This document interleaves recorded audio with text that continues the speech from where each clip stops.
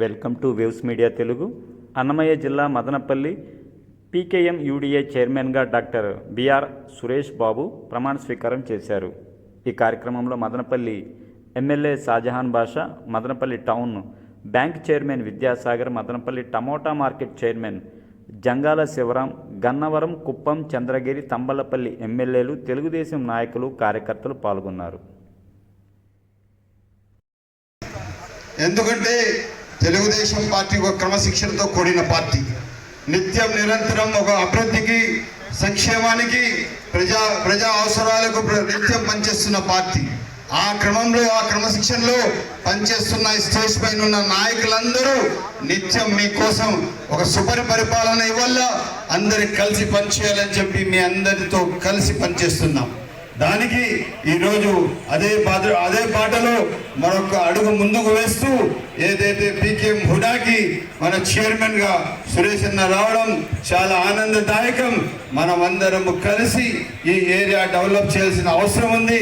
తప్పకుండా Madanapalle head quarters ఉన్నందువల్ల సురేష్ అన్న ప్రతి సంవత్సరం మదనపల్లికి 5 కోట్లు ఇస్తాడని చెప్పి ఆశిస్తున్నాను. తప్పకుండా, ఎందుకంటే మదనపల్లి గత 10 సంవత్సరాల నుంచి ఈ వైసీపీ ఎమ్మెల్యేలు ఉండి మదనపల్లి దరిద్రం చుట్టుకునేసింది.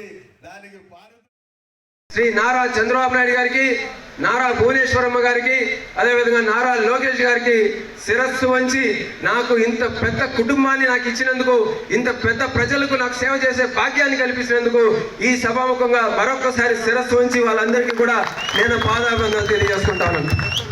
ఈరోజు పీకేఎం కూడా చైర్మన్గా నన్ను అనౌన్స్ చేసినప్పుడు ఒక పక్క ఆశ్చర్యం, ఇంకో పక్క ఆనందం కలిగింది. ఎందుకంటే పీకేఎంలో పలమనేర్ సొంత నియోజకవర్గం. వీకోటలో మా నాన్నగారు, మా తాతగారు పుట్టి పెరిగింది వీకోట మండలం, అది పలమనేరులో ఉంది. పలమనేరు నా సొంత నియోజకవర్గం. ఇంకా కుప్పం, ఇంత పెద్ద ఎత్తున అభిమానులు ఇంత దూరం 150 కిలోమీటర్ల ఆపక కూడా నా కోసం వచ్చారంటే ఇంకా కుప్పంకు నాకు ఉన్న అనుబంధం, పెరిగిన ఊరు, నేను తిని పెరిగిన ఊరు కుప్పం నియోజకవర్గం నుంచి వచ్చిన ఇంత పెద్ద అభిమానులే నాకు కుప్పంకు ఉన్న ఒక సంబంధాన్ని తెలియజేస్తుంది.